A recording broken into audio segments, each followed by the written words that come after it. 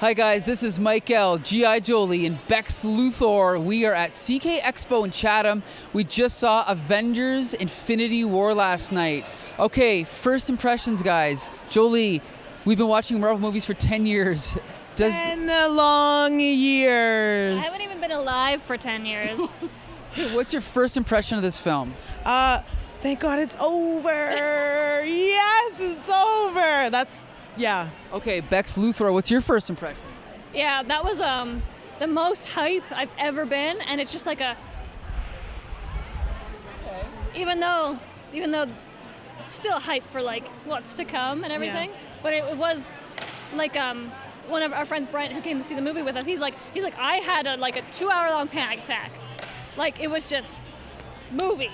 Go. I gotta say, my first impression is I do admire them. Everyone knows there's a cliffhanger. We won't say what it is yet, but there is a cliffhanger in this film.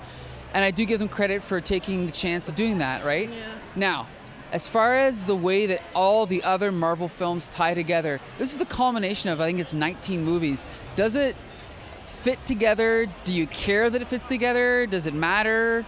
I wish that it fit together sooner. It definitely could have fit together sooner. They didn't have to spread it over everyone's character film the way that they did. I mean, I liked the pockets of like Easter eggs here and there where you kind of see where the Soul Stone is. Like, that was introduced in Thor, like the second Thor movie, I think. And it's like, oh, that's where that came from. I both love it and hate it because these movies only work as well as your memory works. So if you can't remember what that is, I'm less excited about it, and I'm actually just like kind of drained, like mentally and physically. Becca, does it live up to 19 films of build-up? Well, I think a lot of this is going to be the Russo brothers and everything like that. This movie was like, I have 19 movies worth of stuff, worth of character development and personalities and plots and time changing and just like even just Groot growing up again, like all this stuff happening. And I think they were like, some of this stuff is dumb, toss it, and some of this stuff is necessary, keep it. It's adapting a comic book, right? But like, it's like you can't take everything. And so when you're taking a story that has so many other stories, it's almost Tolkien in a sense of like, there's so much backstory that you may or may not need to know to watch this movie, to have anything make sense at all. Could you imagine not having seen Iron Man 1, 2, and 3 and then saw this movie, or not seeing Thor Ragnarok and seeing this movie, or even Black Panther and not seeing this movie, like Doctor Strange? A lot of it is focused on the other movies. And I know that's hard to do, but I mean, we know we all saw the other movies, and I feel like Disney knows we saw all the movies, so. I think this movie could stand on its own to some extent without seeing the other movies, but as I was watching it, I was really appreciating the fact that the Guardians of the Galaxy characters spoke and acted exactly the way they did in their own films. And then our friend Brent tells us that James Gunn actually came in and wrote their dialogue, which shows because they took up 50% of the screen time and they were just as good as they were in their own two films. If not a little more serious. A little more serious, but just as funny. It didn't feel like someone else was trying to be funny. It's like they're accurate. Now, the problem is if you took them out of the film, everything else that happened in the movie was almost just moving through the checklist of points that they needed to get the plot across, and there was almost no let up. There was no quiet moments. And if you were to compare it to a film like, say, Empire Strikes Back that's constantly moving, at least you have those quiet moments in the Millennium Falcon, or those quiet moments when Luke is getting trained. In this film, there was nothing, right? Yeah. Actually, there were a lot of quiet, awkward moments. Someone would drop a joke and it would completely not work. There were several times when that happened. I was like, that's just embarrassing. I didn't notice any. It was a little noticeable sometimes because there was so much going on with this movie, so I'm not going to spoil it, but there was a major incident that happened and it was very dramatic and sad, and I was like, oh my God. And then we go right to a Starbucks joke immediately, and I was like, ooh, no, give me a breath. But was there time to breathe? Could there have been? I doubt it. I mean, we have a film that's 2.5 hours long. Clearly, they have to give everyone screen time. Like, the hilarious thing about this story is the original Infinity Gauntlet story also had the X-Men and also had the Fantastic Four. Can you imagine this film with more characters, Jolie? Absolutely not. No. Yeah, like I understand why they had to cut the characters that they did. Like a couple characters aren't in this one. I do think it was balanced well which characters got the most screen time. You had the Guardians, who are very central to the plot of the movie and very good in the movie, so they get a lot of screen time. You have Cap and Iron Man, who are like basically the two dads of the Avengers, right? So you have them get a lot of screen time. Black Panther's movie did really well, so we get some more Wakanda time. Spider-Man, everybody likes Spider-Man, so he gets some. Doctor Strange spoke more in this movie than he did his own movie. And was much better. I feel like it is unfortunate. I didn't like Doctor Strange. No. It was okay. But the scene in Thor Ragnarok with Benedict Cumberbatch as Doctor Strange is great. It's so Doctor Strange to me. In this movie, he was on it. I feel like Benedict Cumberbatch wants to be a part of this now. Yeah. He's not just in it for the paycheck. But like, I don't know, I was going somewhere. And then I started thinking about Benedict Cumberbatch. That happens to all of us. Yeah, who decided he was allowed to be hot in this one? Rude. Okay, I want to talk about two major characters in this film. The first I want to talk about is, what did you guys think of Spider-Man's new iron costume? Best thing to ever happen to the Marvel Cinematic Universe is the Iron Spider outfit with that blue trim on it. That is top tier character design, 10 out of 10. Yeah. Iron Spider. Give me more. Jolie, what'd you think of it? Yeah, finally, some nanotech. How did this not happen sooner? I love it. It looks so much better than the comic book one, which is really, really like an Iron Man suit with spider arms. This is Spider-Man's suit with Iron Man tech.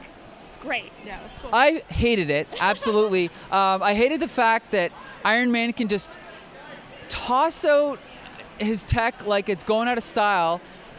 Why doesn't he give everybody in the movie an Iron Man suit? Because poor little Peter is his son child, and he's got to take care of his little spider boy because that's all he has left. He wants kids. He clearly he wants children, and he's throwing that onto Peter Parker. He's like, "This is my son. I'm adopting you." I really like the idea of Peter Parker being an everyman and having a costume made out of spandex. So I don't like him having any Iron Man technology. He would have died in going into space without it. Well, then he shouldn't have been in space. The writers could have taken him out of that scene. Here's the other thing. I don't like his stupid arms on his back designed by Joe Quesada. I love it. I love it so much. It's so rad. Anyway, besides that, one criticism of Marvel films is they always have a weak villain. Jolie, what did you think about the villain that made me act like a 10-year-old boy when I saw him at the end of Avengers 1, Thanos? I felt immediately like I should be chasing after him in a striped suit with hamburgers and french fries. That was awesome. So you didn't like the fact that he was big and purple? No, it was actually kind of distracting for a while. Him and the rest of the children of Thanos were meticulously CGI'd, and as always, it's very, they fell down that uncanny valley. Uncanny Valley? Yes, that's it. Yeah, they were tumbling all the way down the whole time. I think there was one close-up where it was actually Josh Brolin's maybe face, but it was with CGI around it. Chin. Yeah. Yeah. I actually Scroll chin going on. I hate CGI more than anyone on earth, but I thought he was fine. What do you think, Becca? We were literally talking about the children of Thanos before we saw the movie. I was like, can't wait for Proxima Midnight. She's one of my favorite unnecessary side characters that's basically just muscle. And their designs in this movie were okay. They weren't anything special. They weren't anything too whimsical. They were alien. Whatever, it's fine. He did dress up. They are more threatening than Thanos' design. Yes, I was way more threatened by those four than by Thanos, who I get it, he's the boss and they're his minions or whatever, but whatever. I like them better than Thanos as villains, I think, in this one. And the hardest thing for me with Thanos is I'm not scared of him in this movie, like I was at the end of Avengers 1, where I was like, oh my god, there is someone puppeteering everything at the end of Avengers 1, right? And this one I'm just like, he's a big purple guy, his cool gloves got to do anything. I think there's a big problem with super, super overpowered villains. And this movie's trying to make him a little sympathetic, and I don't care. It didn't make me care. And that was the biggest fault, I think, for me, is the movie wants me to care about Thanos' motivations, and not like him because he's a villain, but like to care, and I just don't. I'm just like, can we just get back to Doctor Strange and Spider-Man making jokes? Like, can we just get back to the fight scenes? Oh yeah, and the thing I said before is that when you the thing is when you spread this plot thinly over 19 plus films, you forget, and I forgot until she said it, that Gamora was his adopted daughter, and then I forgot to care when he killed her. I forgot. I cared less. It was not as impactful. I cared more for Peter in that scene than I did for Thanos. And I was like, she was, and even Gamora calls out, she's like, this isn't love. And I was like, yeah, well, I don't care. Yeah, it isn't. This is dumb. I get it. Yeah. Well, there was also a huge change from the comic book where Thanos was in love with the personification of death, and that was the reason he was doing everything to impress her. In this film, they got rid of that. They got rid of Mephisto, and that's what happens when you change the story. I can accept them changing the story, but when you take away those pieces, the story that was written so well by Jim Starlin stops to make sense, right? And I mean, like, I don't think this is a fault at all in the movie. I think it's just the movie did what it could do with what it had.